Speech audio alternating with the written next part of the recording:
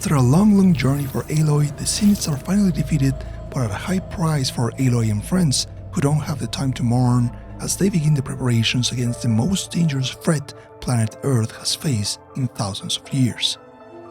The end of Horizon Forbidden West left us with more questions than answers, and in this video of the Explainer series for Horizon Forbidden West, I will break down what happens during the final cutscene of the game and give my thoughts on some possible scenarios for the third game in the Horizon saga, as well as the future of Aloy.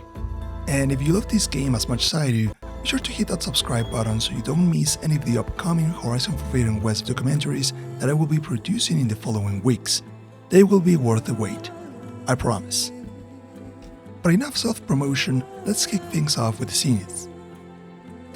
At the end of the battle against Tilda, we can see her hand popping out of the remaining debris of the Spectre Prime. With this, the last member of the Zeniths is dead, and we can finally scratch them off from the list of threats to planet Earth. The bright side after all this chaos is that all their technology remains, or at least that's what I hope. I mean, there's gotta be something useful that Aloy and company can find either here in this huge enemy base, inside Tilda's shuttle, or back at their colony ship, the Odyssey, that is resting in the planet's orbit. We already got back the Apollo database sub-function, which is now integrated with Gaia, back at the base along with 6 other sub-functions, including the recently recovered Eleuthia, only missing Hephaestus, which will be tracked down sooner or later in the third game, and Hades, which is now officially extinct. But even when Apollo needs a little perch in order for Sylens and Beta to access it, once it is done, they will have access to all the previous knowledge of humanity that will definitely be useful in some way. I know this technology can also fall into bad hands too, which can inevitably lead to the rise of a new enemy faction.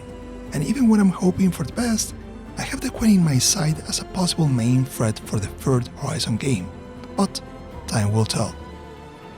And now that we pointed out the big elephant in the room, let's talk about Nemesis and Sylens. Sylens reveals he already knew about Nemesis and the Zeniths, information he got first-hand from Hades and motivated him to create the Rebel Tenakth army by bamboozling Regalla. Sylens obviously takes Aloy out of the picture because he knows our girl very well. She would never agreed on helping him. But in the end, things turn out for the best as Aloy always comes up with a brilliant and extremely lucky plan.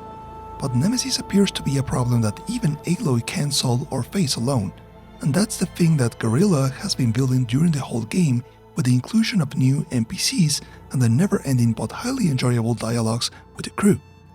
Aloy is great, but she needs her friends and enemies to succeed in the long term.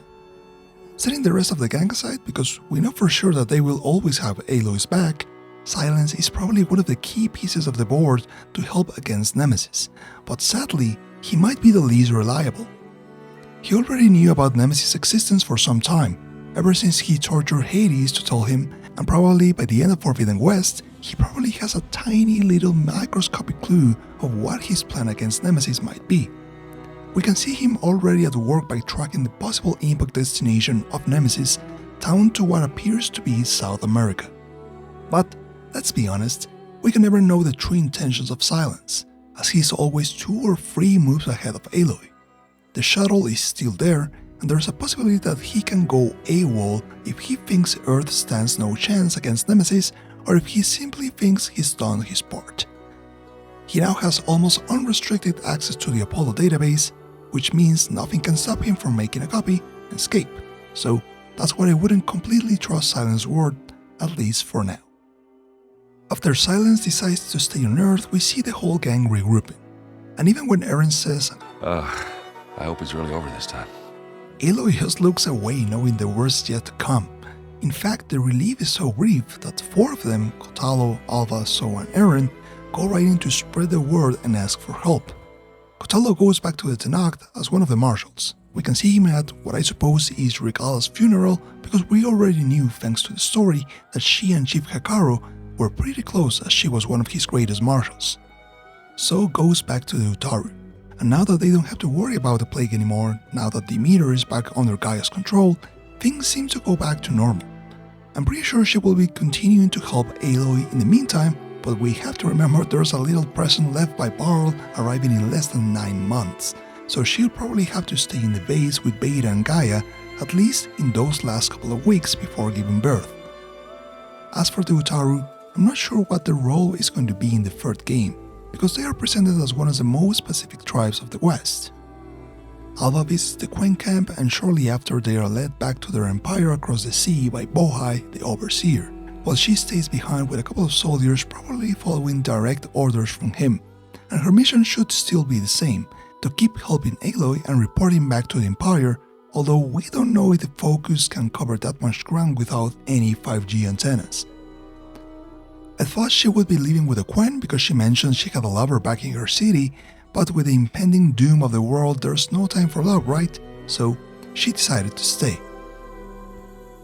As for Eren, I'm pretty sure he will go back to the Oseram back in Chainscrape to alert everyone, but he does a very quick stop at Hidden Ember.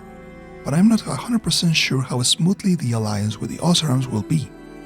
I know we dealt with the rogue faction of the Sons of Prometheus, but for now the Oserams seem to be, to me, the weakest link out of all the allies Aloy is looking for. As for our boy Eren, he seems to be in a better shape than when we found him in the first time. He finally got the closure he needed after dealing with Asera, and with Barl gone, he's probably the closest friend Aloy has now. So I'm pretty sure he'll play a major role in the third game. But what about the Karja? Well, I think that's probably Aloy's task, as we know she has some kind of involuntary influence over the Sun King. And with the excuse of Nemesis, she doesn't have to worry about having again that weird conversation about their feelings. At least not for now. But the Karja?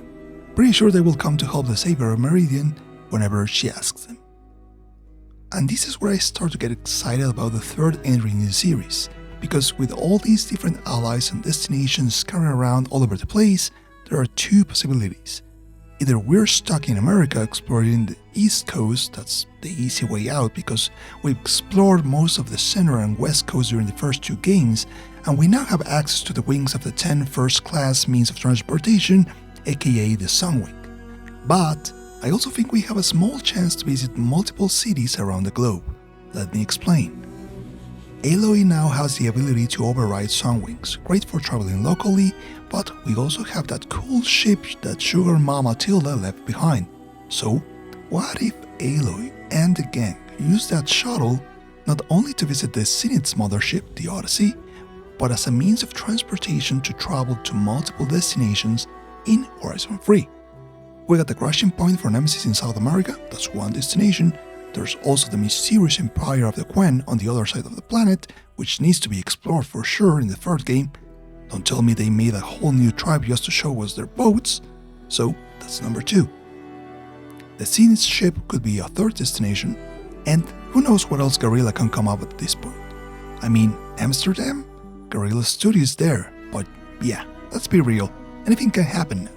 I was sure Horizon Forbidden West was going to be us versus the Tenakth, and we ended up going full sci-fi mode with the introduction of the Zeniths. Finally, let's talk about Aloy. I know our favorite Nora Hunter has the will of a Thunderjaw, but she seems to be dealing with a lot in this game. By the end of the story, she leaves Elizabeth's necklace that she found by the end of Zero Dawn back in her room. And by the way, did you notice that the initial armor Aloy wears during the opening cutscenes of Forbidden West has some pieces of Elizabeth's armor?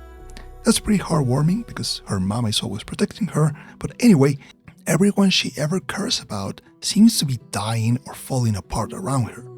First was Rost. Elizabeth. Eren. She's got so much pressure over her shoulders and basically no one is there for her except for Barl, who she keeps pushing away and eventually, you know it, ends up dead too. But by the end of Horizon Forbidden West, she has understood that she needs to rely on her friends and allies to face Nemesis. And now her inner circle has grown wider and stronger, so Kotalo, Alva, and Sylens, as well as their respective tribes, are sure to always lend a hand to her whenever she asks for it. Eren is basically his friend's own stepbrother, but the really interesting one is Beta, her clone sister, perfectly complementing Aloy's mind with her more cautious approach. Gaia is now her stepmother, and through the story we've seen the relationship growing stronger with each conversation. She knows Elizabeth and seems to understand Aloy in a more caring way than the rest of the team, And that's a low blow to the others because we're talking about an AI here. So it will be very interesting to see how the bond between the three of them develops for the next entry in the series. This ending obviously feels like it leaves a lot of threads hanging, waiting for the third game to wrap everything, and I'm sure that it will be worth the wait. But for now, I would love to hear your thoughts on what do you think will happen on the next game in the Horizon series. If you enjoyed this video, be sure to leave a like and subscribe for more PlayStation Studios related videos, or even consider supporting by joining the Mr. Tecla Boys production Patreon, with 3-day early access to any future videos that will be published here on the channel and many more cool perks. Thank you very much for watching, and I'll see you later on the Visa.